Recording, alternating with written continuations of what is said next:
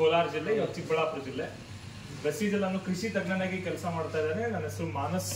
ನಾನೊಬ್ಬ MSc agriculture ಪದವೀಧರ. ನಾನು ಕರ್ನಾಟಕ, ಆಂಧ್ರ ಪ್ರದೇಶ, ತೆಲಂಗಾಣ, ತಮಿಳುನಾಡು ಈ ಎಲ್ಲ ಭಾಗದಲ್ಲಿ ಕೃಷಿ ಬಗ್ಗೆ ಒಂದು ಅರಿವನ್ನು ಮೂಡಿಸುವಂತ ಪ್ರಯತ್ನ ಮಾಡ್ತಾ ಇದ್ದೇನೆ. ಇದ್ರ ಜೊತೆಗೆ ವೆಸ್ಟೀಜಲ್ಲಿ ಇರುವಂತಹ ಪ್ರಾಡಕ್ಟ್ ಗಳನ್ನ ಏನಕ್ಕೆ ಯೂಸ್ ಮಾಡ್ಬೇಕು ಅನ್ನೋದ್ರ ಬಗ್ಗೆ ಮಾಹಿತಿ ಕೂಡ ಕೊಡ್ತಾ ಇರ್ತೀನಿ. ಇವತ್ತಿನ ಉದ್ದೇಶ ಕೂಡ ಅಷ್ಟೇ. ಈ ಒಂದು ಪ್ರೋಗ್ರಾಮ್ ಅಲ್ಲಿ ವ್ಯವಸಾಯ, ಅದರ ಜೊತೆಯಲ್ಲಿ ವೆಸ್ಟೀಜಲ್ಲಿ ಇರುವಂತಹ ಉತ್ಪನ್ನಗಳ ಬಗ್ಗೆ ತಿಳ್ಕೊಳ್ಳೋಂತ ಪ್ರಯತ್ನ ಮಾಡೋಣ. ಆಗಿಂದ ನಿಮ್ಗೆ ನಮ್ಮ ಲೀಡರ್ ನಿಮ್ಗೆ ಆಲ್ರೆಡಿ ಹೆಲ್ತ್ ಕೇರ್ ಪ್ರಾಡಕ್ಟ್ ಬಗ್ಗೆ, ವೆಸ್ಟೀಜ್ ಕಂಪ್ನಿ ಬಗ್ಗೆ ಒಂದು ಬೇಸಿಕ್ ಇನ್ಫಾರ್ಮೇಶನ್ ಕೊಟ್ಟರು ಅನ್ಸುತ್ತೆ. ವೆಸ್ಟೀಜ್ ಕಂಪ್ನಿ ಅಂದ್ರೆ ಏನು, ಇದರಲ್ಲಿ ಯಾವ ರೀತಿ ಉತ್ಪನ್ನಗಳು ಸಿಗುತ್ತೆ, ಇದ್ರ ಬಗ್ಗೆ ಬೇಸಿಕ್ ಇನ್ಫಾರ್ಮೇಶನ್ ಕೊಟ್ಟಿದ್ದಾರೆ. ಇದನ್ನ ಈಗ ಅಡಿಷನಲ್ ಹೇಳ್ಬೇಕಂದ್ರೆ ವೆಸ್ಟೀಜ್ ಅನ್ನೋದು ಒಂದು nutraceutical company. Basically Vestige company start ಆಗಿದ್ದ ಮೂಲ ಉದ್ದೇಶ ಏನಪ್ಪಾ ಅಂದ್ರೆ ಒಳ್ಳೆ ಆರೋಗ್ಯ ಕೊಡ್ಬೇಕು ಅಂತ ಹೇಳಿ. ಬರೀ ಆರೋಗ್ಯ ಕೊಟ್ಟರೆ ಸರಿ ಹೋಗೋದಿಲ್ಲ, ಇದ್ರ ಜೊತೆ ಆದಾಯ ಕೊಡ್ಬೇಕಂತ ಹೇಳಿ ಆರೋಗ್ಯದ ಜೊತೆಗೆ ಆದಾಯ ಕೊಡುವಂತ ಒಂದು ಬಿಸ್ನೆಸ್ ಪ್ಲಾನ್ ಅನ್ನ ಮಾಡಿ ಒಂದು ಕಂಪ್ನಿಯನ್ನ ಸ್ಟಾರ್ಟ್ ಮಾಡಿದ್ರು. ಈ ಒಂದು ಕಂಪ್ನಿಯಲ್ಲಿ ಆರೋಗ್ಯದ ಜೊತೆಗೆ ನಮಗೆ ಅಗ್ರಿಕಲ್ಚರ್ ಪ್ರಾಡಕ್ಟ್ ಕೂಡ ಸಿಗುತ್ತೆ, ಅಂದ್ರೆ ವ್ಯವಸಾಯದಲ್ಲಿ ಯೂಸ್ ಮಾಡುವಂತ ಉತ್ಪನ್ನಗಳು ಕೂಡ ಸಿಗುತ್ತೆ. ಈ ಅಗ್ರಿಕಲ್ಚರ್ ಪ್ರಾಡಕ್ಟ್ ಬಗ್ಗೆ ತಿಳ್ಕೊಬೇಕಂದ್ರೆ ಫಸ್ಟ್ ನಾವು ನಮ್ಮ ವ್ಯವಸಾಯದ ಬಗ್ಗೆ ತಿಳ್ಕೊಬೇಕಾಗುತ್ತೆ. ಇಂಡಿಯಾದಲ್ಲಿ ಮ್ಯಾಕ್ಸಿಮಮ್ ಟು ಮ್ಯಾಕ್ಸಿಮಮ್ 60-70% ಜನಸಂಖ್ಯೆ ಏನ್ ಮಾಡ್ತಾರೆ ಅಂದ್ರೆ ವ್ಯವಸಾಯ ಮಾಡ್ತಾರೆ. ಸರ್, ಬೇರೆ ದೇಶದಲ್ಲಿ ಇಷ್ಟು ಮಾಡೋದಿಲ್ಲ. ನೀವು ಯಾವುದೇ ದೊಡ್ಡ ದೇಶಕ್ಕೆ ಹೋಗಿ ಏನೇ ಕೇಳಿದ್ರು ಕೂಡ ಅಲ್ಲಿ ಮ್ಯಾಕ್ಸಿಮಮ್ ಮಾಡೋದಂದ್ರೆ 10% to 20% 30% ಅಗ್ರಿಕಲ್ಚರ್ ಮಾಡ್ತಾರೆ. 60% 70% ಅಗ್ರಿಕಲ್ಚರ್ ಮಾಡುವಂತ ಪ್ರಿಡಾಮಿನೆಂಟ್ ಕಂಟ್ರೀಸ್ ಯಾವ್ದು ಇಲ್ಲ.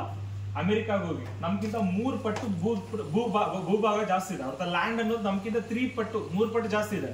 ಬಟ್ ಅಲ್ಲಿ ಅಗ್ರಿಕಲ್ಚರ್ ಮಾಡೋದು ಒಂದು 10% ಮಾತ್ರ. 100 ಜನ ಇದ್ರೆ ಬರೀ 10 ಜನ ವ್ಯವಸಾಯ ಮಾಡ್ತಾರೆ. ಇಂಡಿಯಾದಲ್ಲಿ 100 ಜನ ಇದೆ ಅಂದ್ರೆ 70 ಜನ ವ್ಯವಸಾಯ ಮಾಡ್ತಾರೆ. ಯಾವುದೇ ಬೇರೆ ದೇಶ, ಫಾರ್ ಎಕ್ಸಾಂಪಲ್ ನಮ್ಗಿಂತ ಅಗ್ರಿಕಲ್ಚರ್ ಅಲ್ಲಿ ಸ್ವಲ್ಪ ಅಡ್ವಾನ್ಸ್ ಆಗಿರೋ ಕಂಟ್ರಿ ಏನಪ್ಪಾ ಅಂದ್ರೆ ಚೈನಾ. ಅಲ್ಲೂ ಹೋದ್ರು ಕೂಡ ಅಷ್ಟೇ 100 ಜನದಲ್ಲಿ ಬರೋ 40 ಜನನೋ 30 ಜನನೋ ಅಗ್ರಿಕಲ್ಚರ್ ಮಾಡ್ತಾರೆ. ಅರ್ಥ ಏನಾಗ್ತಿದೆ ಗೊತ್ತಾ, ಕಾರ್ಪೊರೇಟ್ ಅಲ್ಲಿ ಈ ರೀತಿ ಅದನ್ನ ನಮ್ಗೆ ಇದ್ರ ಬಗ್ಗೆ ತಿಳುವಳಿಕೆ ಬರೋಕೆ ಬಿಡ್ತಾ ಇಲ್ಲ. ತಿಳುವಳಿಕೆ ಬಂದ್ಬಿಟ್ರೆ ಇದೆಲ್ಲ ಪ್ರಶ್ನೆ ಮಾಡ್ತೀವಿ. ಕೆಲವು ಜನ ತಿಳುವಳಿಕೆ ಇದ್ರು ಕೂಡ ನಂಗೆ ಏನಿಗೆ ಬಿಡಪ್ಪ ಪ್ರಶ್ನೆ ಮಾಡೋದಿಲ್ಲ. ನೀವೆಲ್ಲ ಪ್ರಶ್ನೆ ಮಾಡ್ತಿದ್ದೀರ ಅಂದ್ರೆ ನೀವು ಕರೆಕ್ಟ್ ಆಗಿ ಇದನ್ನ ಅನಲೈಸ್ ಮಾಡ್ತಿದ್ರ ಅಂತ ಅರ್ಥ. ಎಣ್ಣೆ ಕೂಡ ಅಷ್ಟೇ, ಎಣ್ಣೆ ಅಷ್ಟೇ ಅಲ್ಲ, ಯೂಸ್ ಮಾಡುವಂತ ಪ್ರತಿಯೊಂದು ವಸ್ತು ಕೂಡ ವೆಸ್ಟೀಜ್ ಅಲ್ಲಿ ಯೂಸ್ ಮಾಡುವಂತ ಪ್ರತಿಯೊಂದು ವಸ್ತು, ಈ ಒಂದು ವಸ್ತುಗಳು ಆಚೆ ಕಡೆ ಕೂಡ ಸಿಗುತ್ತೆ. ನಾವೇ ಹೇಳ್ತಿದೀವಲ್ಲ, ನಮ್ಮಲ್ಲಿ ಸೋಪ್ ಸಿಗುತ್ತೆ, ಪೇಸ್ಟ್ ಸಿಗುತ್ತೆ, ಎಲ್ಲ ಆಚೆ ಕಡೆ ಸಿಗುತ್ತಾ? ನಮ್ಗಿಂತ ಹೇಳ್ಬೇಕಂದ್ರೆ ಇನ್ನೊಂದು 5 ರೂಪಾಯಿ 10 ರೂಪಾಯಿ ಕಮ್ಮಿನೇ ಸಿಗುತ್ತೆ, ನಿಮ್ಗೆ ಕಮ್ಮಿನೇ ಸಿಗುತ್ತೆ. ಬಟ್ ವೆಸ್ಟೀಜ್ ಏನಕ್ಕೆ ಇವಾಗ ರೈಸ್ ಬ್ರಾಂಡ್ ಅಲ್ಲಿ ನಮ್ಮಲ್ಲಿ 270, ಆಚೆ ಕಡೆ 170 ಅಂತಾರೆ. ಏನಕ್ಕೆ ತಗೊಂತಾರೆ? 270 ರೂಪಾಯಿ ಪ್ರೀಮಿಯಂ ಪ್ರಾಡಕ್ಟ್ ಸೇಲ್ ಮಾಡ್ತಿದೀವಿ ನಾವು. ಪ್ರೀಮಿಯಂ ಪ್ರಾಡಕ್ಟ್ ನಾವು ಸೆಲ್ ಮಾಡ್ತಾ ಇಲ್ಲ. ಆಕ್ಚುಲ್ ಆಗಿ ಹೇಳ್ಬೇಕಂದ್ರೆ ಸಿಂಪಲ್ ಅರ್ಥ ಮಾಡ್ಕೊಳ್ಳಿ. ವೆಸ್ಟೀಜ್ ಅಲ್ಲಿ ಸೇಲ್ ಮಾಡ್ತಾರೆ ಎಣ್ಣೆ ಏನಪ್ಪಾ ಅಂದ್ರೆ ರೈಸ್ ಬ್ರಾನ್ ಆಯಿಲ್. ಅದನ್ನ ಬ್ರೌನ್ ರೈಸ್ ಬ್ರಾನ್ ಆಯಿಲ್ ಅಂತ ಕರೀತಾರೆ. ಬ್ರೌನ್ ರೈಸ್ ಅಂತ ಕರೀತಾರೆ. ಕೆಂಪನ್ನ ಇರುತ್ತೆ, ಬಿಳಿ ಅನ್ನ ಇರುತ್ತೆ. ಬಿಳಿ ಅನ್ನ ಒಂದ್ ರೇಟ್ 1 kg ಎಷ್ಟು ಸರ್? 50 ರೂಪಾಯಿ. ಕೆಂಪನ್ನ brown rice 90 to 100 rupees 1 kg. ನಾವೇನಕ್ಕೆ 270? ಪ್ರೊಡಕ್ಷನ್ ಕಾಸ್ಟ್ ಅಷ್ಟು. ವೆಸ್ಟೀಜ್ ಅಲ್ಲಿ ಕೂಡ ಸ್ಪಿರುಲಿನಾ ಸಿಗುತ್ತೆ, ಆಚೆ ಕಡೆ ಮಾರ್ಕೆಟ್ ಅಲ್ಲಿ ಸಿಗುತ್ತೆ. ನಮ್ಮಲ್ಲಿ 280 ರೂಪಾಯಿ ಸ್ಪಿರುಲಿನಾ, ಆಚೆ ಕಡೆ ಮಾರ್ಕೆಟ್ ಅಲ್ಲಿ 180 ರೂಪಾಯಿ 100 ಟ್ಯಾಬ್ಲೆಟ್ ಸಿಗುತ್ತೆ. ಅದನ್ನೇ ಖರೀದಿ ಮಾಡ್ತಾರೆ. ಇದನ್ನ ಏನ್ ಖರೀದಿ ಮಾಡೋದಿಲ್ಲ. ಸಿಂಪಲ್ ಆಗಿ ಲಾಜಿಕ್ ಅರ್ಥ ಮಾಡ್ಕೊಳ್ಳಿ. ಸ್ಪಿರುಲಿನಾ ಅನ್ನೋದು ಒಂದು ಪಾಚಿ, ಸಮುದ್ರದಲ್ಲಿ ಬೆಳೆಯುವಂತ ಪಾಚಿ. ಸಮುದ್ರದಲ್ಲಿ ಅಷ್ಟೇ ಅಲ್ಲ, ಆ ಪಾಚಿ ಅನ್ನೋದು ನೀವು ಹೊಂಡದಲ್ಲಿ ಕೂಡ ಬೆಳೆಯುತ್ತೆ. ನೀವೇನಾದ್ರೂ ಗೂಗಲ್ ಅಲ್ಲಿ ಸರ್ಚ್ ಮಾಡಿ, ಯೂಟ್ಯೂಬ್ ಅಲ್ಲಿ ಸರ್ಚ್ ಮಾಡಿ ನೋಡಿ. ಸ್ಪಿರುಲಿನಾ ಅನ್ನೋದು ಇವಾಗ ಮೀನ್ ಯಾವ ರೀತಿ ಬೆಳಿತಾರೋ ಅದೇ ರೀತಿ ಹೊಂಡದಲ್ಲಿ ಬೆಳಿತಾರೆ. ಆ ಸಮುದ್ರದಲ್ಲಿ ಸಿಗುವಂತ ಮೀನಿಗೆ ಹೊಂಡದಲ್ಲಿ ಸಿಗುವಂತ ಮೀನಿಗೆ ಎರಡಕ್ಕೂ ಒಂದೇನಾ? ಡಿಫ್ರೆನ್ಸ್ ಏನು? Very simple. ಇದನ್ನ ಅರ್ಥ ಮಾಡ್ಕೊಬೇಕು. ವೆಸ್ಟೀಜ್ ಅಲ್ಲಿ ಸಿಗುತ್ತೆ, ಆಚೆ ಕಡೆ ಸೇಮ್ ಸಿಗುತ್ತಲ್ಲ, ನೀವ್ ಏನಕ್ಕೆ ಜಾಸ್ತಿ ಕೊಡ್ತಿದ್ದೀರಾ ಅಂದ್ರೆ ಇದರಲ್ಲಿ ಒಳಗಡೆ ಇರುವಂತ ಕಂಟೆಂಟ್ ಆ ರೀತಿ ಇರುತ್ತೆ. ನಮ್ಮ ಪ್ರಾಡಕ್ಟ್ ಕ್ವಾಲಿಟಿ.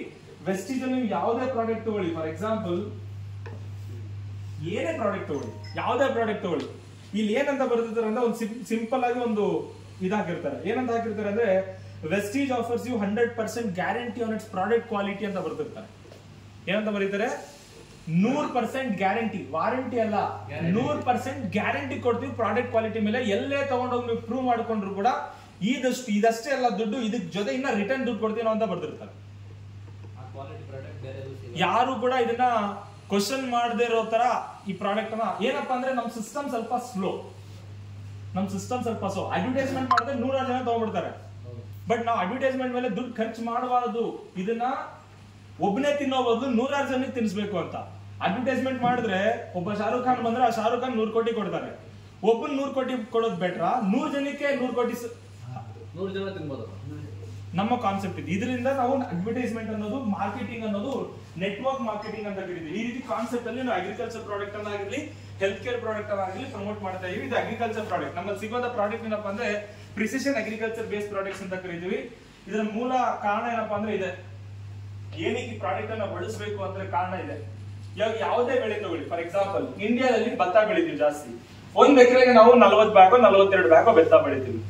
ಬೇರೆ ದೇಶದಲ್ಲಿ ಅಷ್ಟೇ ಭೂಮಿಯಲ್ಲಿ ಚೈನಾದಲ್ಲಿ 70 ಬ್ಯಾಗ್ ಬೆಳೀತಾರೆ, ಈಜಿಪ್ಟ್ ಅಲ್ಲಿ 90 ಬ್ಯಾಗ್ ಬೆಳೀತಾರೆ. ಅಷ್ಟೇ ಭೂಮಿಯಲ್ಲಿ ನಮ್ಗಿಂತ ಜಾಸ್ತಿ ಇಳುವರಿ. ನಾವು 40 ಬೆಳೆದ್ರೆ ಅವರು 80 ಬೆಳೀತಾರೆ, ನಮ್ಗಿಂತ ಡಬಲ್ ಬೆಳೀತಾರೆ. ಇವಾಗ ಕೆಲವು ಜನಕ್ಕೆ ಅನ್ಸ್ಬೋದು, ಸರ್ ಅವ್ರು ಜಾಸ್ತಿ ಬೆಳೀತಿದಾರೆ ಅಂದ್ರೆ ಜಾಸ್ತಿ ಗೊಬ್ಬರ ಕೊಡ್ತಾ ಇದಾರೆ ಅನ್ನೋ. ಇಡೀ ಪ್ರಪಂಚದಲ್ಲಿ ಅತಿ ಹೆಚ್ಚು ಗೊಬ್ಬರ ಬಳಸೋರು ಯಾರಪ್ಪ ಅಂದ್ರೆ ನಾವೇ. ಎಲ್ಲರಿಗಿಂತ ಜಾಸ್ತಿ ನೀರು ಬಳಸೋರು ಯಾರಪ್ಪ ಅಂದ್ರೆ ನಾವೇ. ಎಲ್ಲಾ ಜಾಸ್ತಿ ಕೊಟ್ಟು ಎಲ್ಲರಿಗಿಂತ ಕಮ್ಮಿ ಇಳುವರಿ ತೆಗಿರೋರಪ್ಪ ಅಂದ್ರೆ ಇದೆ. ಅಂದ್ರೆ ಜಾಸ್ತಿ ಕೊಡೋದ್ರಿಂದ ಜಾಸ್ತಿ ಲಾಭ ಬರುತ್ತೆ ಅನ್ನೋದು ನಮ್ಮ ದೇಶದಲ್ಲಿರುವಂತ ಒಂದು ನಂಬಿಕೆ, ಊಹೆ. ಇದಕ್ಕೋಸ್ಕರನೇ ಈ ಪ್ರಾಬ್ಲಮ್ ಅನ್ನ ಅರ್ಥ ಮಾಡ್ಕೊಂಡಿದ್ದೀವಿ. ಇದ್ರ ಕಾರಣಗಳೇನಪ್ಪಾ ಅಂದ್ರೆ, ಒಂದು ಇಂಡಿಯಾದಲ್ಲಿ ಮೇಜರ್ ಪ್ರಾಬ್ಲಮ್ ಇಲ್ಲಿಟ್ರಸಿ ಅಂತ ಕರಿತೀವಿ. ರೈತರಿಗೆ ವೈಜ್ಞಾನಿಕ ಮಾಹಿತಿ ಕೊರತೆ ಜಾಸ್ತಿ ಇದೆ.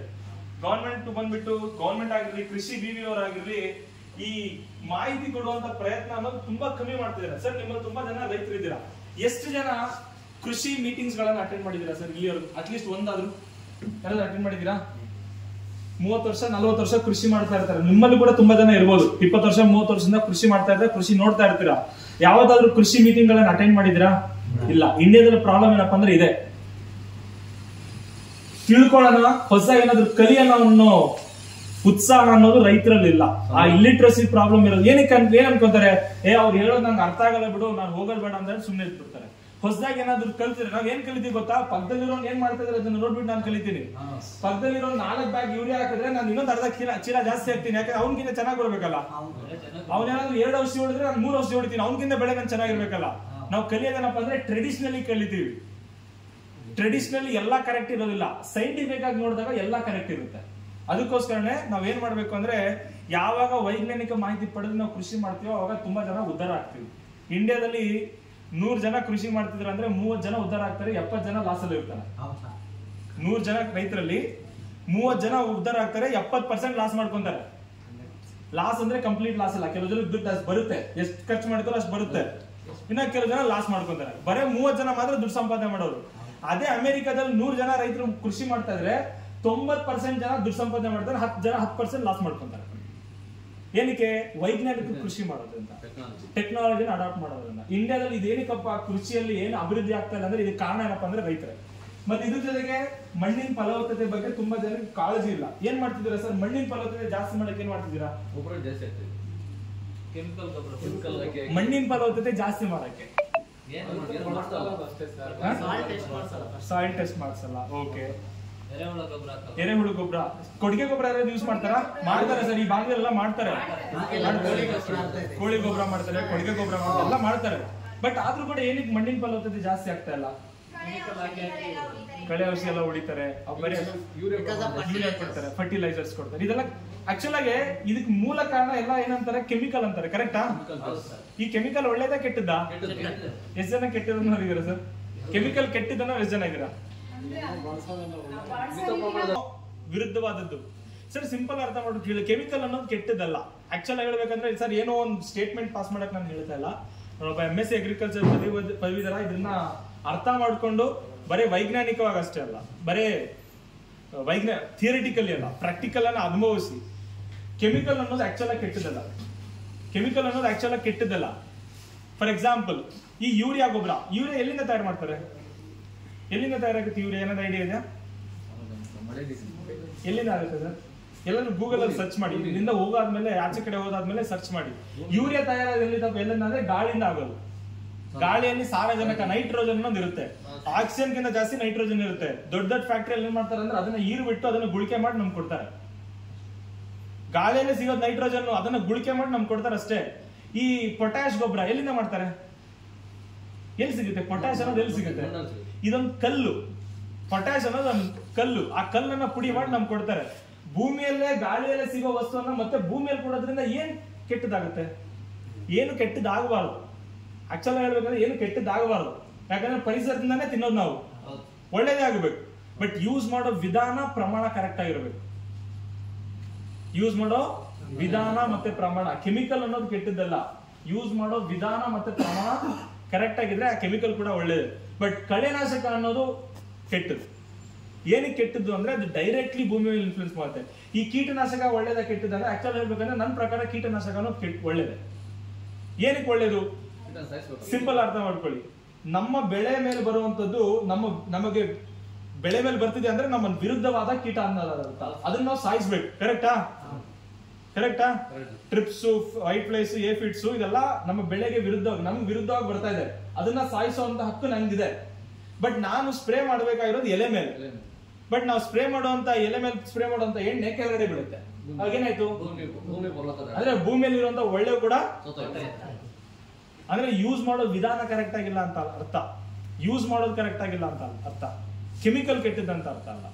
ಇದನ್ನ ರೈತರು ತುಂಬಾ ಇದ್ರ ಬಗ್ಗೆ ಏನಕ್ಕೆ ಹೇಳ್ತಾ ಇದ್ರೆ ಅಂದ್ರೆ ಈ ಕೀಟನಾಶಕ ಶಿಲೀಂಧ್ರನಾಶಕಗಳು ಇಲ್ಲ ಅಂದಿದ್ರೆ ನಮ್ಮಲ್ಲಿರೋ ಸುಮಾರು ಜನ ಚಿಕ್ಕವರು ಒಂದು 30 ವರ್ಷಕ್ಕಿಂತ ಕಮ್ಮಿಯವರು ಯಾರು ಹುಡ್ತಾ ಇರಲಿಲ್ಲ. ನಿಜವಾಗ್ಲು ಹೈಬ್ರಿಡ್ ಇರ್ಲಿಲ್ಲ ಅಂದಿದ್ರೆ ಈ ಕೀಟನಾಶಕಗಳು ಇರ್ಲಿಲ್ಲ ಅಂದ್ರೆ ಮೇಜರ್ಲಿ ನಮ್ಮ ಸಂತತಿ ಅನ್ನೋ ಸ್ವಲ್ಪ ಇಂಡಿಯಾದಲ್ಲಿ ಕಮ್ಮಿ ಆಗ್ತಾ ಇದೆ. ಏನಕ್ಕಪ್ಪ ಅಂದ್ರೆ ಫುಡ್ ಸಿಗ್ತಾ ಇರ್ಲಿಲ್ಲ. ಇದೆಲ್ಲ ಹೈಬ್ರಿಡ್ ಯೂಸ್ ಮಾಡ್ತಾ ಇರೋದಕ್ಕೆ ನಾವು ಫುಡ್ ತಿಂತಾ ಇರೋದು, ಇಲ್ಲಾಂದ್ರೆ ಆಗ್ತಾ ಇರಲಿಲ್ಲ.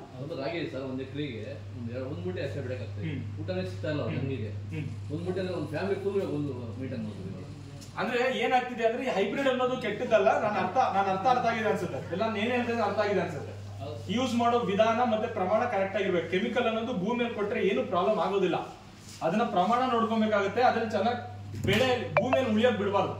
ಯೂರಿಯಾ ಕೊಡ್ತೀರಾ, ಭೂಮಿಯಲ್ಲಿ ಮತ್ತೆ ಯೂರಿಯಾ ಇರುತ್ತೆ, ಮತ್ತೆ ಯೂರಿಯಾ ತಗೊಂಡ್ ಹಾಕ್ತೀರಾ. ಭೂಮಿಯಲ್ಲಿ ಪೊಟ್ಯಾಶ್ ಕೊಟ್ಟಿರ್ತೀರಾ, ಪೊಟ್ಯಾಶ್ ಅನ್ನೋದು ಭೂಮಿಯಲ್ಲಿ ಆಲ್ರೆಡಿ ಇರುತ್ತೆ, ಮತ್ತೆ ತಗೊಂಡ್ ಪೊಟ್ಯಾಶ್ ಹಾಕ್ತೀರಾ. ಇದರಿಂದ ಏನಾಗ್ತಿದೆ, ಭೂಮಿಯಲ್ಲಿ ಓವರ್ ಕಾನ್ಸಂಟ್ರೇಷನ್ ಆಗ್ತಿದೆ. ಇದನ್ನ ಅರ್ಥ ಮಾಡ್ಕೊಬೇಕು ಅಂದ್ರೆ ಏನ್ ಮಾಡಿಸ್ಬೇಕು? ಮಣ್ಣಿನ ಪರೀಕ್ಷೆ ಮಾಡಿಸ್ಬೇಕು. ಮಣ್ಣಿನ ಪರೀಕ್ಷೆಯಲ್ಲಿ ಏನ್ ಮಾಡ್ತಾರೆ? ಭೂಮಿಯಲ್ಲಿ ಆಲ್ರೆಡಿ ಇಷ್ಟು DAP ಇದೆಯಪ್ಪ, ನೀನು ಇನ್ನು ಉಳಿದಿರೋದು ಕೊಡ್ಬೇಕು ಅಂತ ಬರ್ದಿರ್ತಾರೆ. ನಾವೇನ್ ಮಾಡ್ತೀವಿ? 1 ಎಕರೆ 4 ಪ್ಯಾಕೆಟ್ ಅಂತ ಬರ್ದಿದ್ರೆ 4 ಪ್ಯಾಕೆಟ್ ಈ ಸರಿ ಹಾಕ್ತಿವಿ. ನೆಕ್ಸ್ಟ್ ಸರಿ ತಗೊಂಡ್ಬಿಟ್ಟು ಇನ್ನೊಂದು 4 ಪ್ಯಾಕೆಟ್ ಹಾಕ್ತಿವಿ. ಭೂಮಿಯಲ್ಲಿ ಇನ್ನೊಂದ್ ಸ್ವಲ್ಪ ಉಳಿದಿರುತ್ತೆ, ಬಟ್ ಇನ್ನ ತಗೊಂಡ್ಬಂದು ಹಾಕ್ತಿವಿ. ಇದರಿಂದ ಏನಾಗ್ತದೆ? ಓವರ್ ಕಾನ್ಸಂಟ್ರೇಷನ್ ಆಗಿ ರೆಸಿಡ್ಯೂಸ್ ಜಾಸ್ತಿ ಆಗಿ ಇದು ಪ್ರಾಬ್ಲಮ್ ಆಗ್ತದೆ. ಇದರಿಂದಾನೇ ಅಗ್ರಿಕಲ್ಚರ್ ತುಂಬಾ ಜಾಸ್ತಿ ಏನಕ್ಕೆ ಡೆವಲಪ್ಮೆಂಟ್ ಆಗ್ತಲ್ಲ ಇದೇ ಕಾರಣ. ಇದ್ರ ಜೊತೆಗೆ ಪ್ರಾಪರ್ ಆಗಿ ಫರ್ಟಿಲೈಸರ್ ಕರೆಕ್ಟ್ ಆಗಿ ಯಾವ ಬೆಳೆ ಏನ್ ಗೊಬ್ಬರ ಕೊಡ್ಬೇಕು ಅನ್ನೋದು ಗೊತ್ತಿಲ್ಲ. ಕೆಮಿಕಲ್ ಅಂಗಡಿ ಆತ ಏನ್ ಕೊಡ್ತಾನ ಅದನ್ನ ತಗೊಂಡ್ ಸ್ಪ್ರೇ ಮಾಡ್ತೀವಿ, ಏನ್ ಕೊಡ್ತಾನ ಅದು ಭೂಮಿಯಲ್ಲಿ ತಗೊಂಡ್ ಹಾಕ್ತಿವಿ. ಎನ್ವೈರನ್ಮೆಂಟಲ್ ಸ್ಟ್ರೆಸ್ ಅನ್ನೋದು ಜಾಸ್ತಿ, ರೋಗ ಅನ್ನೋದು, ಕೀಟ ಅನ್ನೋದು ಜಾಸ್ತಿ ಬರೋದು, ಮತ್ತೆ ಕ್ವಾಲಿಟಿ ಕಮ್ಮಿ ಇರೋದು. ಬೆಳೆಯಲ್ಲಿ ನಮ್ಮ ಇಂಡಿಯಾದಲ್ಲಿ ಕ್ವಾಲಿಟಿ ಜಾಸ್ತಿ ಇದೆಯಾ ಕಮ್ಮಿ ಇದೆಯಾ? ಒಳ್ಳೆ ಟೊಮೆಟೊ ಸೈಜ್ ಬರುತ್ತಲ್ಲ, ಒಂದೊಂದು ಟೊಮೆಟೊ 200 ಗ್ರಾಮ್ 300 ಗ್ರಾಮ್ ಬರುತ್ತೆ. 200 ಗ್ರಾಮ್ ಬರ್ತಿದೆ, 150-200 ಗ್ರಾಮ್ ಬರ್ತಿದ್ಯಾ? ಒಳ್ಳೆ ಟೊಮೆಟೊ ಇದೆಯಲ್ವಾ? ಮತ್ತೆ ಒಳ್ಳೆ ಸೈಜ್ ಟೊಮೆಟೊ ಇದೆ ಅಂದ್ರೆ ಒಳ್ಳೆ ಕ್ವಾಲಿಟಿ ಅಲ್ವಾ? ತುಂಬಾ ಜನ ಈ ಕ್ವಾಲಿಟಿಗೆ ಅರ್ಥ ಅಪಾರ್ಥ ಮಾಡ್ಕೊಂಡಿದ್ದಾರೆ. ಸೈಜ್ ಬಂದ್ರೆ ಕ್ವಾಲಿಟಿ ಅನ್ಕೊಂತಾರೆ. ಸೈಜ್ ಅನ್ನೋದು ಕ್ವಾಲಿಟಿ ಅಲ್ಲ, ಸೈಜ್ ಅನ್ನೋದು quantity. Sir, ingredient quality. Size ಅನ್ನೋದು ಕ್ವಾಂಟಿಟಿ. ಎಷ್ಟು ದಪ್ಪ ಬರುತ್ತೋ ಅಷ್ಟು ಕ್ವಾಂಟಿಟಿ ಜಾಸ್ತಿ ಬರುತ್ತೆ. ಕರೆಕ್ಟಾ? ಕ್ವಾಲಿಟಿ ಅಂದ್ರೆ ಏನು? ಅದ್ರ ಒಳಗಡೆ ಇರೋ ಪೋಷಕಾಂಶ. ಕರೆಕ್ಟಾ? ಇಂಡಿಯಾದಲ್ಲಿ ಊಟ ಮಾಡ್ಬೇಕಂದ್ರೆ ಏನ್ ನೋಡ್ತಾರೆ? Size, shape, colour, taste, smell ನೋಡ್ತಾರೆ. ಊಟ ಮಾಡ್ಬೇಕಂದ್ರೆ ನೋಡ್ಬೇಕಾಗಿರೋದೇನು? ಒಳಗಡೆ ಕಂಟೆಂಟ್ ಏನಿದೆ ನೋಡ್ಬೇಕು. ಯುರೋಪ್ ಅಲ್ಲಿ, ಅಮೆರಿಕಾದಲ್ಲಿ ಹೋಗ್ಬಿಟ್ಟು ಅವ್ರೇನಾದ್ರು ತರಕಾರಿ ಖರೀದಿ ಮಾಡ್ಬೇಕಂದ್ರೆ ಮಾರ್ಕೆಟಿಂಗ್ ಇಲ್ಲ ಸರ್. ಮೈನ್ ಯಾವ ಬೆಳೆ ಬೆಳೀತಾ ಇದೀವೋ ನಾವು, ನೀವ್ ಹೇಳಿದ್ರಲ್ಲ ಈಗ ಸೈಜು, ಅದನ್ನ ನೋಡ್ತಾ ಇದಾರೆ. ಅದ್ರಲ್ಲಿರೋ ಕ್ವಾಂಟಿಟಿ ಏನಿದೆ, ರೈತ ಏನ್ ಕೊಡ್ತಾ ಇದಾನೆ ಅದನ್ನ ಜನಕ್ಕೆ ತಲುಪಿಸೋದು ಡಿಲೇ ಆಗ್ತಾ ಇದೆ ಸರ್. ಅದಕ್ಕೆ ರೈತರು ಲಾಸ್ ಆಗ್ತಾ ಇದ್ದಾರೆ ಸರ್. ಮಾರ್ಕೆಟಿಂಗ್ ತುಂಬಾ ಲೋ ಇದೆ ನಮ್ಮ ಇಂಡಿಯಾದಲ್ಲಿ ಸರ್. ಮಾರ್ಕೆಟಿಂಗ್ ತುಂಬಾ ಲೋ ಸರ್. ಆಪರ್ಚುನಿಟಿ ಅನ್ನೋದು ಇಂಡಿಯಾದಲ್ಲಿ ಮಾರ್ಕೆಟಿಂಗ್ ಅಲ್ಲೇ ಇರೋದು. ನಾನು ಹೇಳ್ತೀನಿ ನೋಡಿ, ಸಿಂಪಲ್ ಒಂದು ಅರ್ಥ ಮಾಡ್ತೀನಿ. ಇಡೀ ಪ್ರಪಂಚದಲ್ಲಿ ಕೆಲವು ರಾಷ್ಟ್ರಗಳು ಮಾತ್ರ ಇದಾವೆ ಎಲ್ಲಿ 365 ದಿನ ಕೃಷಿ ಮಾಡಬಹುದು. ಓನ್ಲಿ ಕೆಲವು ಮಾತ್ರ. ಫಾರ್ ಎಕ್ಸಾಂಪಲ್, ನೀವೇನಾದ್ರೂ ಹೋಗ್ಬಿಟ್ಟು ಚೈನಾದಲ್ಲಿ 365 ದಿನ ಕೃಷಿ ಮಾಡ್ಬೇಕಂದ್ರೆ ಆಗೋದಿಲ್ಲ. ಅಮೆರಿಕಾದಲ್ಲಿ ಹೋಗ್ಬಿಟ್ಟು 360 ದಿನ ಕೃಷಿ ಮಾಡ್ಬೇಕಂದ್ರೆ ಆಗೋದಿಲ್ಲ. ರಷ್ಯಾದಲ್ಲಿ ಹೋಗ್ಬಿಟ್ಟು ಕೃಷಿ ಮಾಡ್ಬೇಕಂದ್ರೂ ಆಗೋದಿಲ್ಲ. ನಮ್ಗಿಂತ ಭೂ ಪ್ರದೇಶ ಜಾಸ್ತಿ ಅವ್ರದ್ದು. ಅಲ್ಲಿ ಹೋಗ್ಬಿಟ್ಟು ಕೃಷಿ ಮಾಡ್ಬೇಕಂದ್ರೂ ಆಗೋದಿಲ್ಲ. ಯಾಕೆ? ಹವಾಮಾನ ಅನ್ನೋದು ಕರೆಕ್ಟ್ ಆಗಿಲ್ಲ. 365 ದಿನ ಕೃಷಿ ಮಾಡಕ್ಕೆ ಒಳ್ಳೆ ಹವಾಮಾನ ಎಲ್ಲಿದೆಯಪ್ಪ ಅಂದ್ರೆ, ಇನ್ನೊಂದು ಅರ್ಥ ಮಾಡ್ಕೊಳ್ಳಿ, ಅವ್ರು ಬೆಳೆಯಕ್ ಆಗೋದಿಲ್ಲ. 6 ತಿಂಗಳು ಬೆಳಿಬಹುದು, ಇನ್ನೊಂದು 6 ತಿಂಗಳು ಊಟ ಸಿಗೋದಿಲ್ಲ. ಅವರು ಯಾರ ಮೇಲೆ ಡಿಪೆಂಡ್ ಆಗ್ತಾರೆ? 360 ದಿನ ಕೃಷಿ ಮಾಡೋ ದೇಶದ ಮೇಲೆ ಡಿಪೆಂಡ್ ಆಗ್ತಾರೆ. ನಾವು ಒಳ್ಳೆ ಕ್ವಾಲಿಟಿ ಆಹಾರವನ್ನ ಉತ್ಪಾದನೆ ಮಾಡಿದ್ರೆ ಅವ್ರು ಖರೀದಿ ಮಾಡಕ್ ರೆಡಿ ಇದ್ದಾರೆ. ಕ್ವಾಲಿಟಿ ಕೊಡ್ಬೇಕು. ಯುರೋಪ್ ಅಲ್ಲಿ ಫಾರ್ ಎಕ್ಸಾಂಪಲ್ ಎಷ್ಟಿದೆ ಸರ್ ಟೊಮೆಟೊ ರೇಟ್ ಇವತ್ತು? 800 ರೂಪಾಯಿ ಇದೆಯಾ? ಅಂದ್ರೆ ಒಂದು ಕೆಜಿಗೆ ಎಷ್ಟು ಬಿತ್ತು? ಒಂದು ಅಂದಾಜಾಗ ಒಂದು 50 ರೂಪಾಯಿ ಬಿತ್ತು, 40 ರೂಪಾಯಿ ಬಿತ್ತು. 50 ರೂಪಾಯಿ ಬಿತ್ತು ಅನ್ಕೊಳ್ಳಿ. ನಾನು ಇಲ್ಲಿ 50 ರೂಪಾಯಿ 1 kg ಟೊಮೆಟೊ ಮಾರ್ತಾ ಇದೀನಿ. ಇದೇ ಒಳ್ಳೆ ಕ್ವಾಲಿಟಿ ಟೊಮೆಟೊ ನಾನು ಹೋಗ್ಬಿಟ್ಟು ಯುರೋಪ್ ಅಲ್ಲಿ ಮಾರಿದ್ರೆ 500 ರೂಪಾಯಿ ಬರುತ್ತೆ. 500 ರೂಪಾಯಿ ಬರುತ್ತೆ ಈಸಿಯಾಗಿ. 500 ರೂಪಾಯಿ ಈಸಿಯಾಗಿ ಸಿಗುತ್ತೆ 1 kgಗೆ. ಅಂದ್ರೆ ಇದ್ರ ಕಾರಣ ಏನು? ಮಾರ್ಕೆಟಿಂಗ್ ಇಲ್ಲ ಅಂತ ಅಲ್ಲ, ನಾವು ಬೆಳೀತಿರೋದು ಕರೆಕ್ಟ್ ಆಗಿಲ್ಲ ಅಂತ ಅರ್ಥ. ನಾವು ಬೆಳೆಯೋದು ಕರೆಕ್ಟ್ ಆಗಿದ್ರೆ, ಒಳ್ಳೆ ಕ್ವಾಲಿಟಿ ಇದ್ರೆ ಯಾವನ್ ಬೇಕಾದ್ರೂ ಖರೀದಿ ಮಾಡ್ತಾರೆ. ಯಾಕಂದ್ರೆ ಅವರೆಲ್ಲ ಯುರೋಪಿಯನ್ ಕಂಟ್ರೀಸ್, ಅಮೆರಿಕನ್ ಕಂಟ್ರೀಸ್ ಕೃಷಿ ಮಾಡಕ್ ಆಗೋದಿಲ್ಲ ಅವ್ರಿಗೆ, ಕೆನಡಾ ಆಗೋದಿಲ್ಲ. ಜನಸಂಖ್ಯೆ ಚೆನ್ನಾಗಿದೆ ಅವ್ರ ಹತ್ರ, ನಾವು ಉತ್ಪಾದನೆ ಮಾಡುವಂತ ತಾಕತ್ ನಮ್ಮ ದೇಶದಲ್ಲಿದೆ. ಅದನ್ನ ಮಾರ್ಕೆಟಿಂಗ್ ಮಾಡೋ ತಾಕತ್ ಕೂಡ ನಮ್ಮಲ್ಲೇ ಇದೆ. ಬಟ್ ನಾವೇನ್ ಮಾಡ್ತಿದೀವಿ, ಸೈಜ್, ಶೇಪ್, ಕಲರ್ ಇದ್ರ ಹಿಂದೆಗಡೆ ಬಿದ್ದು ಅದ್ರಲ್ಲಿರುವಂತ ತತ್ವಗಳನ್ನ ಮರ್ತೋಗ್ತಾ ಇದೀವಿ. ಇಂಡಿಯಾದಲ್ಲಿ ಮಾಡ್ಬೇಕಾಗಿರೋದು ಏನಪ್ಪಾ ಅಂದ್ರೆ ಕ್ವಾಲಿಟಿ ಆಹಾರ ತಯಾರು ಮಾಡ್ಬೇಕು, ಕ್ವಾಂಟಿಟಿ ಆಹಾರ ಅಲ್ಲ. ಇದರಿಂದಾನೇ ಇಂಡಿಯಾದಲ್ಲಿ ಫೇಲ್ಯೂರ್ ಏನಕ್ಕೆ ಆಗ್ತಿದ್ವಿ ಕೃಷಿಯಲ್ಲಿ. ಸರ್ ಸಿಂಪಲ್ ಒಂದು ಅರ್ಥ ಮಾಡ್ಕೊಳ್ಳಿ, ಯಾವ ಕ್ಷೇತ್ರದಲ್ಲಿ ದುಡ್ಡು ಜಾಸ್ತಿ ಸಂಪಾದನೆ ಮಾಡ್ಬೇಕಂದ್ರೆ ನಾನು ಕೃಷಿನೇ ಅಂತೀನಿ. ಏನು ಗೊತ್ತಾ, ಯಾವುದೇ ಇಂಡಸ್ಟ್ರಿಯಲ್ಲಿ ದುಡ್ಡನ್ನ ಡಬಲ್ ಮಾಡೋ ಸ್ಕೀಮ್ ಯಾವ್ದ್ರಲ್ಲೂ ಇಲ್ಲ. ನೀವು ಎಲ್ಲೇ ತಗೊಂಡು, ಫಾರ್ ಎಕ್ಸಾಂಪಲ್ ನಾನು 1 ಲಕ್ಷ ರೂಪಾಯಿ ಕೊಡ್ತೀನಿ, ನಂಗೆ ದುಡ್ಡು ಡಬಲ್ ಮಾಡ್ಕೊಡಿ 1 ವರ್ಷದಲ್ಲಿ ಯಾವ್ದು ಇದೆಯಾ ಸರ್? ಏನಾಗಿದ್ಯಾ? 1 ವರ್ಷದ ದುಡ್ಡು ಡಬಲ್ ಮಾಡೋದು ಯಾವ ಸ್ಕೀಮ್ ಇದೆಯಾ? ಇದೆಯಾ ಸರ್?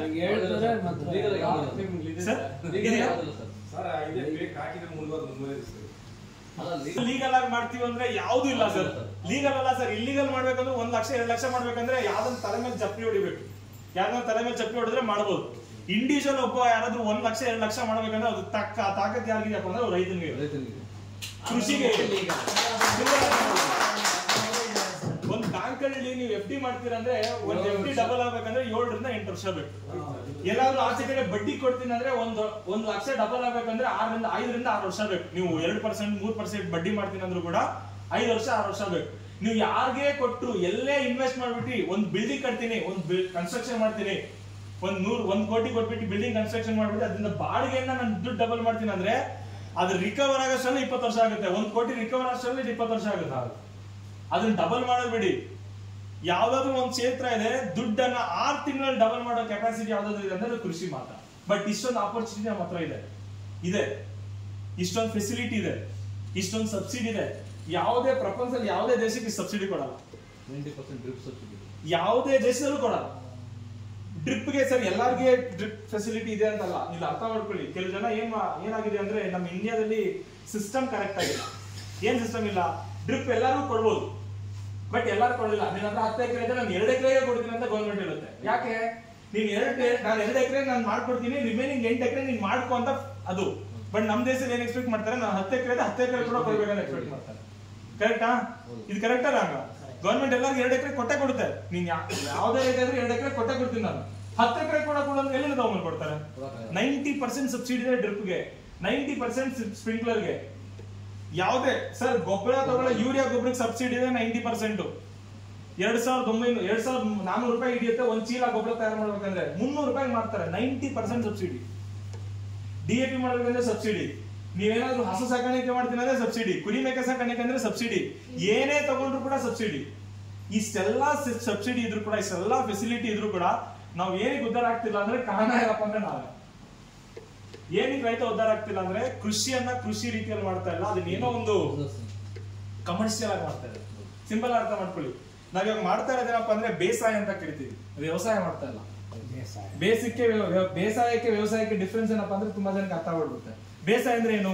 ಬೆಳೆ ಬೆಳೆಯೋದು. ವ್ಯವಸಾಯ ಅಂದ್ರೆ ಏನು? ಹಸು ಸಾಕೋದು, ಎಲ್ಲ ಮಾಡೋದು ವ್ಯವಸಾಯ. ನಾವ್ ಮಾಡ್ತಾ ಇರೋದೇನು ಇವಾಗ? ಬರೇ ಬೇಸಾಯ ಮಾಡಿರೋದು ಉದ್ಧಾರ ಆಗೋದು ತುಂಬಾ ಕಮ್ಮಿ. ಲಕ್ ಇರ್ಬೇಕು, ಲಕ್ ಇದ್ರೆ ಉದ್ಧಾರ ಆಗ್ತಾನೆ. ವ್ಯವಸಾಯ ಮಾಡೋದು ಎಲ್ಲ ಉದ್ಧಾರ ಆಗ್ತಾರೆ, 90% ಉದ್ಧಾರ ಆಗ್ತಾರೆ ವ್ಯವಸಾಯ ಮಾಡೋದು. ಕರೆಕ್ಟಾ? ಇಲ್ಲಿ ಏನಾಗ್ತಿದೆ ಅಂದ್ರೆ ಕಾರಣ ಏನಪ್ಪಾ ಅಂದ್ರೆ ರೈತನೇ. ಇದಕ್ಕೋಸ್ಕರನೇ ಇದ್ರ ಇನ್ನ ಡೀಟೇಲ್ ಆಗಿ ನಾವು ಹೇಳ್ಬೋದು. ಬಟ್ ಇವತ್ತಿನ ಪ್ರೋಗ್ರಾಮ್ ಅನ್ನು ತುಂಬಾ ಚುಟುಕಾಗಿರ್ಬೇಕಾಗಿರೋದ್ರಿಂದ ನಾನು ನಮ್ಮ ಪ್ರಾಡಕ್ಟ್ ಗಳ ಬಗ್ಗೆ ಕೂಡ ಸ್ವಲ್ಪ ಹೇಳ್ತೀನಿ. ಇದ್ರ ಜೊತೆಗೆ ಇದೆಲ್ಲ ಪ್ರಾಬ್ಲಮ್ಸ್ ಇದೆ ಇಂಡಿಯಾದಲ್ಲಿ. ರೋಗ ಜಾಸ್ತಿ ಬರೋದು, ಕೀಟ ಜಾಸ್ತಿ ಬರೋದು. ಸರ್ ಆಕ್ಚುಲ್ ಆಗಿ ಈ ಕೀಟನಾಶಕ ಸ್ಪ್ರೇ ಮಾಡುವಾಗ 2-3 ರೀತಿ ಒಂದೇ ಸರಿ ಸ್ಪ್ರೇ ಮಾಡ್ತಾರೆ. ಕರೆಕ್ಟಾ? ಒಂದೇ ಸರಿ 2-3 ಸ್ಪ್ರೇ ಮಾಡ್ತಾರೆ. ಇದು ಒಳ್ಳೇದಾ ಕೆಟ್ಟದ್ದಾ? ಕೆಟ್ಟದ್ದು ಸರ್. ಏನಕ್ಕೆ 2-3 ಒಂದೇ ಸರಿ ಸ್ಪ್ರೇ ಮಾಡ್ತೀವಿ? ಏನೋ ಐಡಿಯಾ ಇದೆಯಾ?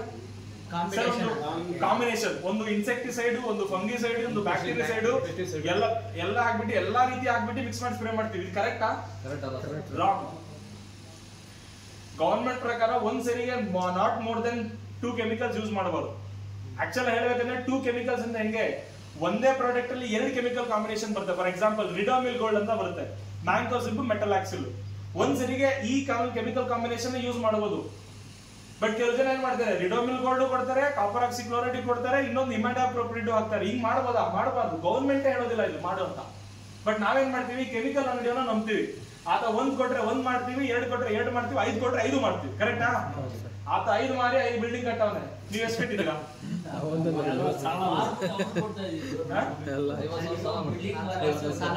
ಆತ 5 ಮಾರಿ 5 ಬಿಲ್ಡಿಂಗ್ ಕಟ್ಟವನೆ. ನೀವ್ ಎಷ್ಟು ಕಟ್ಟಿದ್ರೆ? ಇಷ್ಟೇ ಡಿಫರೆನ್ಸ್. ಅರ್ಥ ಮಾಡ್ಕೊಬೇಕಾಗಿಲ್ಲಪ್ಪ ಅಂದ್ರೆ ನಾನು ಒಪ್ಪೋದಿಲ್ಲ. ಕೆಲವು ಜನ ಅನ್ಬೋದು ಸರ್ ಇದು matter of facts, matter of opinion. Fact ಅಲ್ಲ, ತುಂಬಾ ಅರ್ಥ ಮಾಡ್ಕೊಳ್ಳಿ. ಇವಾಗ ನನ್ಗೊಂದು ಒಪಿನಿಯನ್ ಇದೆ, ನಿಮ್ಗೊಂದು ಒಪಿನಿಯನ್ ಬರುತ್ತೆ, ಇನ್ನೊಬ್ರು ಇನ್ನೊಂದು ಒಪಿನಿಯನ್ ಇರುತ್ತೆ. ನಾನು ಹೇಳ್ತಿರೋ ಅಂತ ನನ್ನ ಒಪಿನಿಯನ್ ನಾನು ನಿಮ್ಗೆ ಪ್ರೂವ್ ಮಾಡ್ಕೊಂತ ಇದ್ದೀನಿ. ಇನ್ನೊಬ್ರು ಹೇಳುವಂತ ಒಪಿನಿಯನ್ ಅವ್ರು ಬಂದು ಅವರು ಪ್ರೂವ್ ಮಾಡ್ಕೊಂತಾರೆ. ನಮ್ಮ ಪ್ರಪಂಚ ನಡೀತಿರೋದೇ ಒಪಿನಿಯನ್ ಮೇಲೆ. ಅದನ್ನೇನಂತಾರೆ ಕನ್ನಡದಲ್ಲಿ, ಏನಂತಾರೆ ಸರ್? ಒಪಿನಿಯನ್. ಡಾಕ್ಟರ್ ಹತ್ರ ಹೋಗ್ಬಿಟ್ಟು ನೀವು ಏನಾದ್ರು ಮೆಡಿಸಿನ್ ತಗೊಂತಿದ್ರ ಅನ್ಕೊಳ್ಳಿ, ಅದೊಂದು ಫ್ಯಾಕ್ಟ್ ಅಲ್ಲ. ಗೊತ್ತಿದೆ ನಿಮ್ಗೆ? ಎಲ್ಲ ಟ್ರಯಲ್ ಅಂಡ್ ಎರರ್ ಮಾಡೋದು.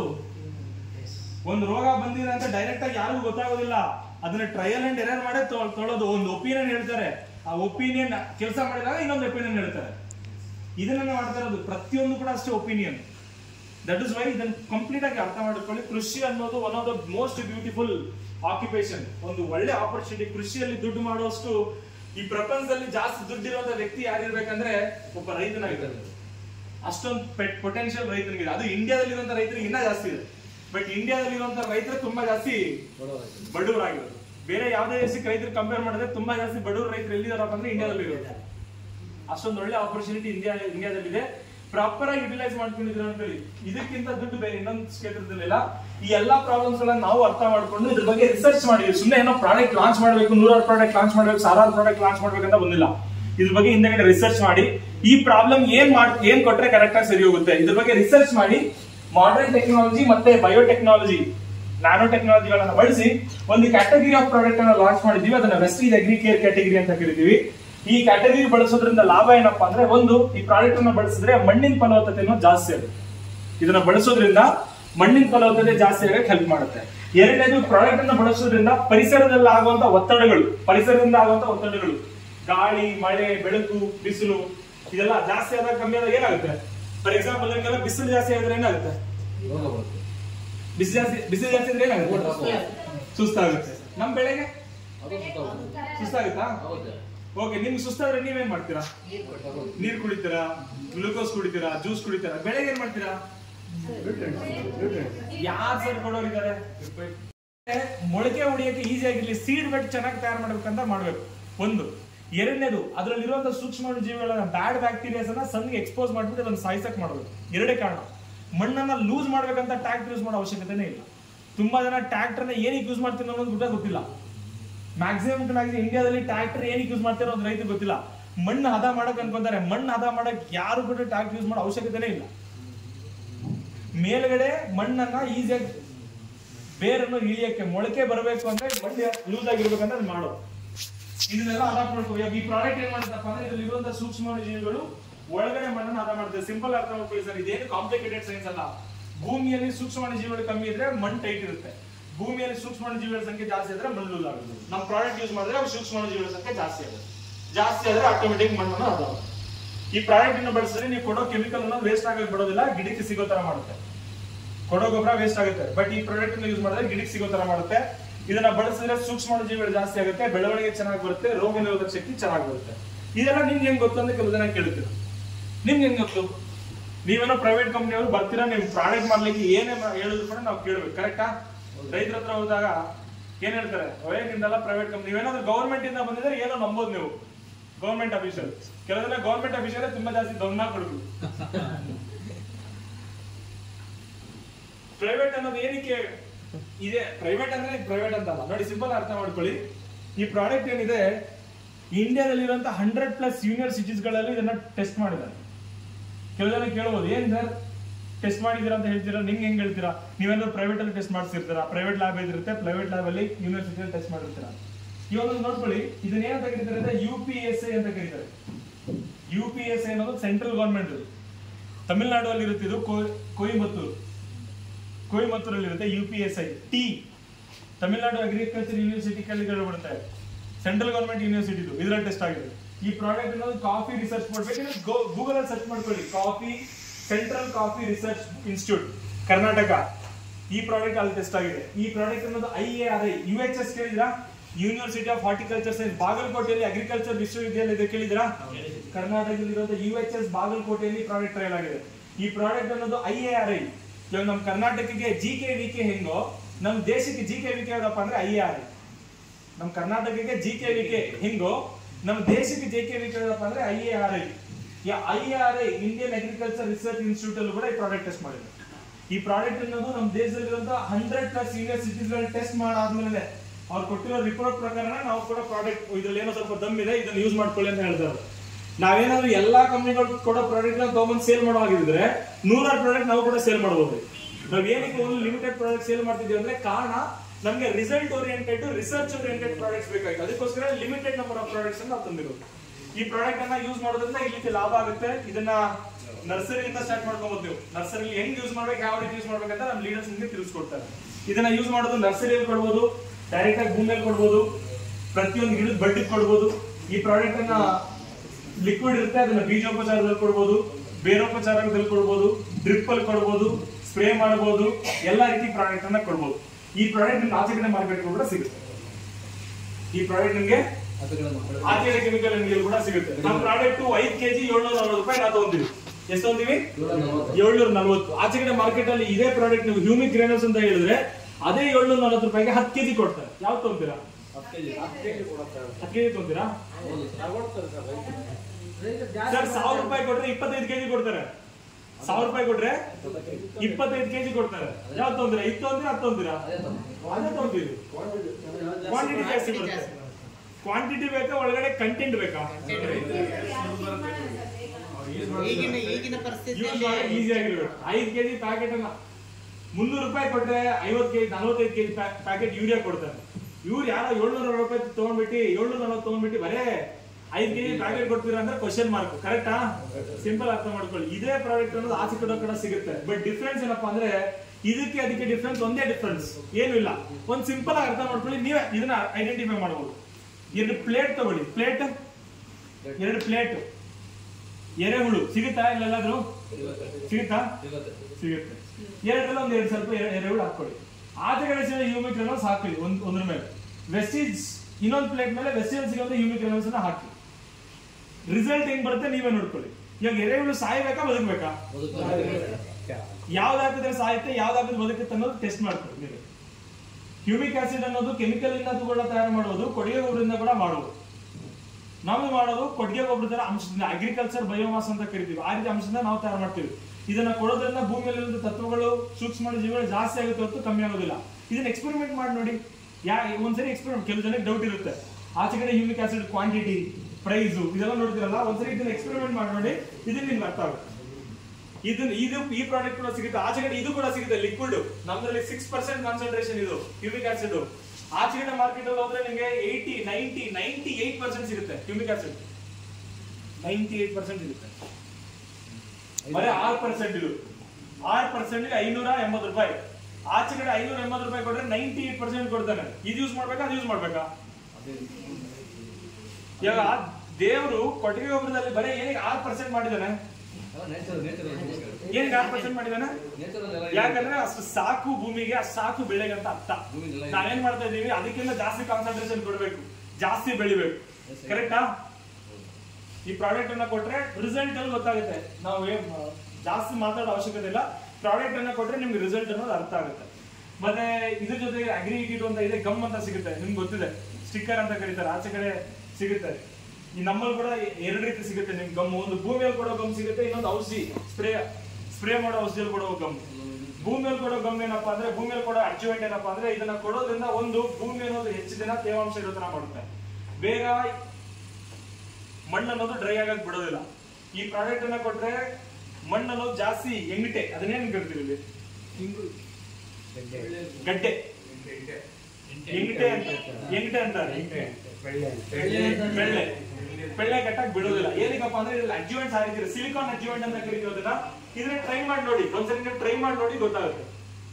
ಇದನ್ನ ಸಿಲಿಕಾನ್ ಅಡ್ಜುವೆಂಟ್ ಅಂತ ಕರಿತೀವಿ. ಇದನ್ನ ಕೊಡೋದ್ರಿಂದ ಪೋಷಕಾಂಶಗಳನ್ನು ಗಿಡಕ್ಕೆ ಸಿಗೋ ತರ ಮಾಡುತ್ತೆ. ಇದನ್ನ ಗೊಬ್ಬರದಲ್ಲಿ ಮಿಕ್ಸ್ ಮಾಡಿ ಕೊಡಬಹುದು. ಇನ್ನೊಂದೇನಪ್ಪ ಯಾವ್ದಪ್ಪ ಅಂದ್ರೆ ಇದು ಯೆಲ್ಲೋ ಕಲರ್ ಲೈನ್ ಇರೋದು ಕೀಟನಾಶಕ, ಶಿಲೀಂಧ್ರನಾಶಕ ಏನಾದ್ರು ಸ್ಪ್ರೇ ಮಾಡ್ತಿದ್ರೆ ಅಂದ್ರೆ ಇದನ್ನ ಸ್ಪ್ರೇ ಯೂಸ್ ಮಾಡಬೇಕು. ಇದೇನ್ ಕೆಲಸ ಮಾಡುತ್ತೆ? ಎಲೆ ಮೇಲೆ ಅಂಟಿಸೋ ಕೆಲಸ ಮಾಡುತ್ತೆ. ಇದನ್ನ ಅಂಟ್ ಅಂತ ಕರೀತಾರೆ, ಗಮ್ ಅಂತ ಕರೀತಾರೆ. ಆಚೆ ಕಡೆ ಸಿಗೋದು ಕೂಡ ಇದೇ ಮಾಡುತ್ತೆ. ಮತ್ತೆ ಇದನ್ನ ಸ್ಪ್ರೆಡರ್ ಅಂತ ಕರೀತಾರೆ. ಆಚೆ ಕಡೆ ಹೇಳ್ತಾರಲ್ಲ, ಸ್ಪ್ರೇ ಮಾಡಿದ್ರೆ ಹರಡುತ್ತೆ. ಇದು ಕೂಡ ಅದೇ ಕೆಲಸ ಮಾಡುತ್ತೆ. ಇದನ್ನ ಹೊರತುಪಡಿಸಿ ಆಚೆ ಕಡೆ ಏನ್ ಮಾಡುತ್ತೆ? ಏನು ಮಾಡಲ್ಲ. ಆಚೆ ಕಡೆ ಸಿಗೋದು ಎರಡೇ ಮಾಡೋದು, ಸ್ಟಿಕ್ಕರ್, ಸ್ಪ್ರೆಡರ್. ಬಟ್ ನಮ್ದೇನ್ ಮಾಡುತ್ತೆ? ವೆಕ್ಟರ್ ಅಂತ ಕರೀತಾರೆ. ವೆಕ್ಟರ್ ಅಂದ್ರೆ ಏನು? ನೀವು ಸ್ಪ್ರೇ ಮಾಡೋ ಕೆಮಿಕಲ್ ಅನ್ನೋದು ಚೆನ್ನಾಗಿ ಕೆಲಸ ಮಾಡ್ಬೇಕಂದ್ರೆ 5 ರಿಂದ 10 ನಿಮಿಷ ಎಲೆ ಮೇಲೆ ಹಂಗೆ ಉಳಿಬೇಕು. ಸ್ಪ್ರೇ ಮಾಡಿದ ತಕ್ಷಣ ಹಾವಿ ಆಗಿದೆ ಅನ್ಕೊಳ್ಳಿ, ಕೆಲಸ ಮಾಡುತ್ತಾ? ಅದಕ್ಕೋಸ್ಕರ ಬೆಳಗ್ಗೆ ಸ್ಪ್ರೇ ಮಾಡಬೇಕು. ಬೆಳಗ್ಗೆ ಏನಕ್ಕೆ ಸ್ಪ್ರೇ ಮಾಡಬೇಕು? ಸ್ಪ್ರೇ ಮಾಡಿದ್ರೆ ಬಿಸಿಲಿಲ್ಲ ಅಂದ್ರೆ ಅಟ್ಲೀಸ್ಟ್ 5 ನಿಮಿಷ 10 ನಿಮಿಷ ಎಲೆ ಮೇಲೆ ಕೆಮಿಕಲ್ ಉಳಿಯುತ್ತೆ. ಅವಾಗ ಕೆಮಿಕಲ್ ಕೆಲಸ ಮಾಡುತ್ತೆ. ಸ್ಪ್ರೇ ಮಾಡಿದ ತಕ್ಷಣ ಹಾವಿ ಆಯ್ತು ಅನ್ಕೊಳ್ಳಿ, ಕೆಲಸ ಮಾಡುತ್ತಾ? ಈ ಪ್ರಾಡಕ್ಟ್ ಅನ್ನ ಕೊಟ್ರೆ ಎಲೆ ಮೇಲೆ ತೇವಾಂಶ ಜಾಸ್ತಿ ಹೊತ್ತು ಇರೋ ತರ ಮಾಡುತ್ತೆ. ಆಚೆ ಕಡೆ ಸಿಗೋದು ಮಾಡೋದಿಲ್ಲ. ಈ ಪ್ರಾಡಕ್ಟ್ ಅನ್ನ ಕೊಟ್ರೆ ನೀವು ಕೊಡೋ ಕೆಮಿಕಲ್ ಅನ್ನೋದು ಎಲೆ ಮೇಲೆ ಸ್ಪ್ರೇ ಮಾಡೋದು ಎಲೆ ಕೆಳಗಡೆ ಬರೋ ತರ ಮಾಡುತ್ತೆ. ಇದನ್ನ ಪೆನಿಟ್ರೇಷನ್ ಅಂಡ್ ಆಕ್ಟಿವೇಶನ್ ಅಂತ ಕರಿತೀವಿ. ಸಿಲಿಕಾನ್ ಅನ್ನೋದು ಇರೋದ್ರಿಂದ ಈ ಸಿಲಿಕಾನ್ ಏನ್ ಮಾಡ್ತಪ್ಪ ಅಂದ್ರೆ ಪತ್ರರಂಧ್ರಗಳನ್ನ ಓಪನ್ ಮಾಡುತ್ತೆ. ಇದರಿಂದ ಕೆಮಿಕಲ್ ಪೆನಿಟ್ರೇಟ್ ಆಗುತ್ತೆ. ಕೀಟನಾಶಕ, ಕಳೆನಾಶಕ ಏನಿದ್ರು ಕೂಡ ನೀರಲ್ಲಿ ಚೆನ್ನಾಗಿ ಕರಗಿಸೋ ತರ ಮಾಡುತ್ತೆ. ಡಿಸಾಲ್ವ್, ಕರಗೋಗ್ಬೇಕು, ತೇಲಬಾರ್ದು. ಮತ್ತೆ ಇದನ್ನ ಕೊಡೋದ್ರಿಂದ pH ಅನ್ನೋದು ಕೂಡ ಬ್ಯಾಲೆನ್ಸ್ ಆಗುತ್ತೆ. ಲಾಸ್ಟ್ ಟೈಮ್ ನಾವು ಇದನ್ನ ಟ್ರೈ ಮಾಡಿ ನೋಡಿದ್ವಿ. ಅಗ್ರಿ ಕೊಟ್ರೆ ಏನಾಗುತ್ತಪ್ಪ ಅಂದ್ರೆ ನೀರಿನ pH ಅನ್ನೋದು ಕರೆಕ್ಟ್ ಆಗಿರ್ಬೇಕು. ಫಾರ್ ಎಕ್ಸಾಂಪಲ್, ಯಾವ್ದಂದ್ರೆ ನೀರ್ ಸ್ಪ್ರೇ ಮಾಡೋದು ಕೆಲಸ ಮಾಡುತ್ತಾ? ಕೆಲಸ ಮಾಡೋದಿಲ್ಲ. ಚೀಟಿಯಲ್ಲಿ ಏನ್ ಬರುತ್ತೆ ಮೆನ್ಷನ್ ಮಾಡಿರ್ತಾರೆ, ನೀವು ಯೂಸ್ ಮಾಡೋ ನೀರಿನ pH ಅನ್ನೋದು 6.5 ಇಂದ 6.8 ಇರ್ಬೇಕಂತ ಮೆನ್ಷನ್ ಮಾಡಿರ್ತಾರೆ. ಕೇಳಿದಿರಾ? 6.5 ಇಂದ 6.8 ಇರ್ಬೇಕಂತ ಮೆನ್ಷನ್ ಮಾಡಿರ್ತಾರೆ. ಏನಕ್ಕೆ ಅಷ್ಟೇ ಇರಬೇಕು? ಇವಾಗ ನೀವೆಲ್ಲ ನೀರು ಕುಡಿತೀರಾ, ನೀವು ಕುಡಿಯೋ ನೀರು ಆಸಿಡ್ ಜಾಸ್ತಿ ಇರ್ಬೇಕಾ, ಆಲ್ಕಲೈನ್ ಜಾಸ್ತಿ ಇರ್ಬೇಕಾ? ಯಾಕೆ ಆಸಿಡ್ ಯಾಕೆ ಕುಡಿಬಾರ್ದು? ಒಂದು ಸಿಂಪಲ್ ಎಕ್ಸಾಂಪಲ್ ಕೊಡ್ತೀವಿ. ಎಷ್ಟು ಜನ ಇಲ್ಲಿ ಬೆಳಗ್ಗೆ ಎದ್ದು ಟೀ ಕುಡಿತೀರಾ? Tea alkaline acidic? ಏನಕ್ಕೆ ಆಸಿಡಿಕ್? ಬೆಳಗ್ಗೆ ಎದ್ದ ತಕ್ಷಣ ಟೀ ಕುಡಿಬಾರ್ದು ಅಂತ ಏನಕ್ಕೆ ಹೇಳ್ತಾರೆ ಅಂದ್ರೆ ವೆರಿ ಸಿಂಪಲ್ ಕಾರಣ. ಹೊಟ್ಟೆಯಲ್ಲಿ ನಾವು ನೈಟ್ ತಿಂದಿರುವಂತ ಆಹಾರ ಡೈಜೆಸ್ಟ್ ಆಗಕ್ಕೆ ಹೈಡ್ರೋಕ್ಲೋರಿಕ್ ಆಸಿಡ್ ಅಂತ ಬಂದಿರುತ್ತೆ. ಆಲ್ರೆಡಿ ಹೊಟ್ಟೆಯಲ್ಲಿ ಆಸಿಡ್ ಇರುತ್ತೆ. ಆ ಆಸಿಡ್ ಮತ್ತೆ ಆಸಿಡ್ ಹಾಕಿದ್ರೆ ಏನಾಗುತ್ತೆ? ಆಸಿಡಿಟಿ ಜಾಸ್ತಿ ಆಗುತ್ತೆ.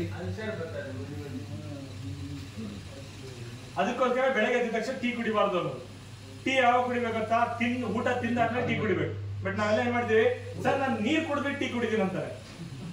ನೀರ್ ಕುಡ್ಬಿಟ್ಟು ಟೀ ಕುಡಿತೀನಿ ಅಂತಾರೆ. ಅಲ್ಲೊಂದು ಪ್ರಾಬ್ಲಮ್ ಇದೆ ಅಂದ್ರೆ ಆ ಪ್ರಾಬ್ಲಮ್ ನ ಸಾಲ್ವ್ ಮಾಡಕ್ ನಾನು ಹೇಳ್ತಿದ್ರೆ ಆ ಪ್ರಾಬ್ಲಮ್ ಇನ್ನೊಂದು ಪ್ರಾಬ್ಲಮ್ ಕ್ರಿಯೇಟ್ ಮಾಡೋದು ನೀವು ಮಾಡೋದು. ಈ ರೀತಿ ಈ ಪ್ರಾಡಕ್ಟ್ ಅನ್ನ ಕೊಡೋದ್ರಿಂದ ನೀರಿನ pH ಕರೆಕ್ಟ್ ಆಗಿರೋ ತರ ಮಾಡುತ್ತೆ. ಇದೆಲ್ಲ ಚೆನ್ನಾಗಿ ಕೆಲಸ ಮಾಡ್ತಾರೆ. ಇನ್ನೊಂದು ಪ್ರಾಡಕ್ಟ್ ಇದೆ ಅಗ್ರಿ ಎಕ್ವಾಜಲ್ ಅಂತ. ಇದನ್ನ ಯೂಸ್ ಮಾಡೋದ್ರಿಂದ ಈ ಅಗ್ರಿ ಎಕ್ವಾಜಲ್ ಪ್ರಾಡಕ್ಟ್ ಏನಪ್ಪಾ ಅಂದ್ರೆ ನೀರನ್ನ ಕಮ್ಮಿ ಯೂಸ್ ಮಾಡೋ ತರ ಮಾಡೋದು. ಇದರಲ್ಲಿ 50% ಅನ್ನ ನೀರು ಕಮ್ಮಿ ಮಾಡುತ್ತೆ, 40% ಗೊಬ್ಬರ ವೇಸ್ಟೇಜ್ ಕಮ್ಮಿ ಆಗುತ್ತೆ. ಇದು ಹೆಂಗಂದ್ರೆ ಜೆಲ್ ಇದೆ. ಸರ್ ಏನಾದ್ರು ಡೆಮೋ ಇದ್ರೆ ತೋರಿಸ್ಬಿಡಿ, ಹೊಸದಾಗಿ ಯಾರಾದ್ರೂ ಬಂದಿದ್ರೆ ಚೆನ್ನಾಗಿರುತ್ತೆ. ಇದೆಯಾ ಸರ್? ಡೆಮೋ ಇದೆಯಾ ಸರ್?